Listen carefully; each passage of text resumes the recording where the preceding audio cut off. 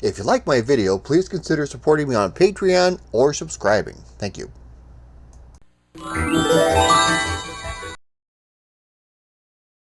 Every so often, a game comes along that becomes an instant classic. The first time was in 1976 when, according to Atari founder Nolan Bushnell, the original Pong machine kept breaking down because there were too many quarters inside. Next was 1978 Space Invaders, which actually caused a shortage of the yen coin in Japan. The third is 1980's Pac-Man, which was a social phenomenon. And finally, 1983 brought us Dragons Lair. So, lead on, adventurers! Let's retrieve the history of Dragons Lair. The year is 1983. Rick Dyer, president of Advanced Microcomputer Systems, has an idea for a game. After hitting a brick wall in the development process, inspiration struck him after seeing the movie The Secret of NIMH. He knew he needed quality animation and a good script. He set out to get the director of the movie, Don Bluth. Dragons Lair was the first arcade game to introduce the Quick Time Event or QTE style of gameplay. Rather than control the player directly, players control his reflexes with different full-motion video segments played for either incorrect or correct choices. All of the scenes are played in random order except for the first scene and the last scene. Some scenes are flipped and mirrored to expand the game. The game was animated by Don Bluth in his studio. Since they were trying to keep costs down and were in a rush to get the product done, development time was just under 7 months. Due to the shoestring budget, they were not able to hire any models to represent Princess Daphne. She was based on a combination of a stereotypical blonde and Marilyn Monroe. Dirk was first realized as a bumbling oaf, but in later versions of the history he is regarded as one of the king's best knights. According to Rick Dyer, there were numerous times he would go to Don Bluth's office where he would find 30 or 40 open Playboy magazines from where he was taking inspiration. Yowza, that's some job. If there was ever an attract mode that made you want to play an arcade game, this was it.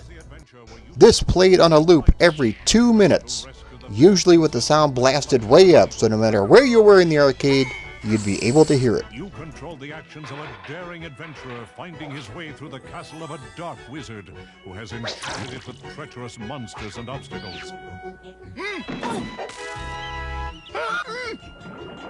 In the mysterious caverns below the castle, your odyssey continues against the awesome forces that oppose your efforts to reach the Dragon's Lair. Lead on, adventurer. Your quest awaits. What about all those death scenes, Pac-Man? Well, if you are a new player, this is what you will see a lot of. Even though you lose a life, it's still funny to see the ridiculous ways you can die. From the flaming ropes to getting squished by a snake, it's almost as much fun dying as it is playing the game.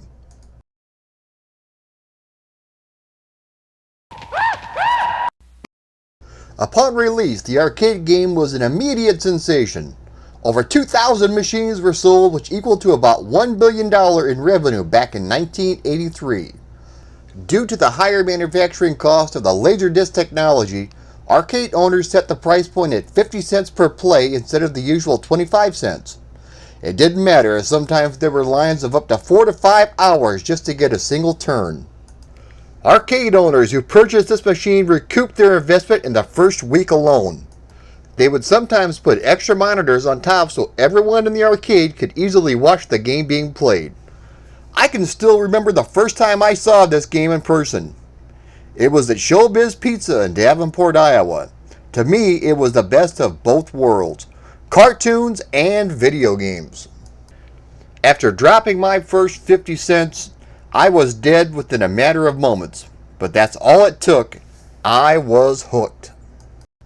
Now, I've mentioned Laserdisc technology a few times during this video, so I might as well explain what exactly that is. A Laserdisc is sort of the precursor to the DVD, only larger. Instead of data being stored on ROM chips, they were stored digitally, which is why they were able to use full motion video. The first generation Laserdisc players were not very reliable, so a lot of times the Dragons Lair machines would break down. This was corrected in later releases. With the massive success of the arcade game, you knew the conversions were coming. The very first conversion of Dragons Lair was for the, believe it or not, Atom computer. The Atom was an add-on for the ColecoVision game console. Since there is no way to replicate the arcade visuals, they instead converted it to work on home machines with, shall we say, mixed results. The game has been in constant publication since 1983. Here is some of the gorgeous box art from the various publications throughout the years. So let's take a look at those 8-bit conversions. Considering the technology is from 1984, this version is not too bad.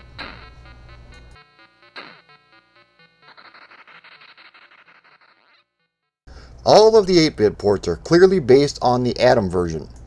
If you squint your eyes just enough, the Speccy version kind of resembles Dragons Lair.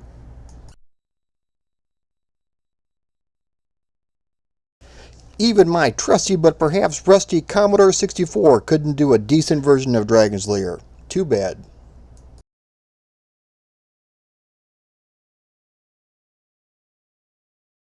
And finally, rounding out the 8-bit versions, the Amstrad, which, again, not very good.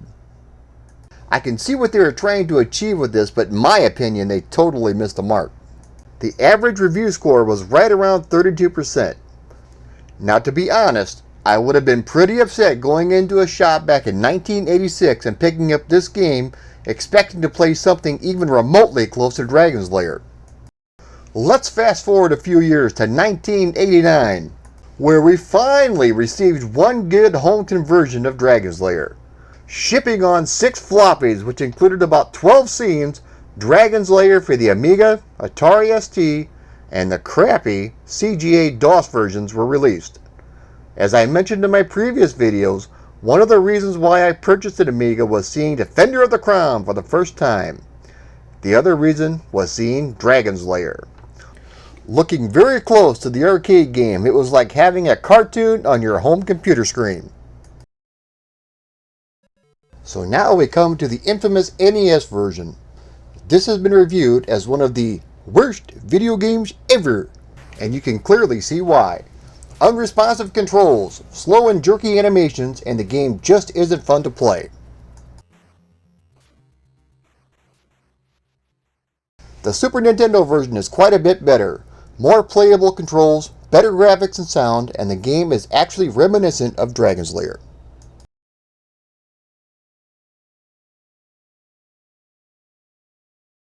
And finally, we have the Sega CD version. It took a little over 10 years, but we finally have a complete version of the game. Due to the lower resolution of the Sega Genesis, the graphics have been downsized, but other than that, this is the actual arcade game. As I mentioned previously, the game was a massive hit, so the merchandise started to flow. Lunchboxes, comic books, board games, picture books, action figures, and even an animated series that aired on ABC back in 1983. Let's roll ahead a few years to 2002 to take a look at Dragons Lair 3D. This is a non-restricted 3D movement game, meaning you finally have full control over Dirk the Daring. The game uses cel-shaded graphics to give off the full cartoon effect. Looks like a draft blew out that torch. I wonder where it's coming from. So what is the legacy of Dragons Lair? It is one of the only 3 games to be stored in the Smithsonian at Washington, D.C. along with Pong and Pac-Man. The game has been in constant publication for 35 years. There are now even talks for a feature-length animated film to be produced. I will leave a link down below if you want further information. There were other Laserdisc games that followed, but Dragons Lair was the first, and in my opinion, the best. Thanks for watching.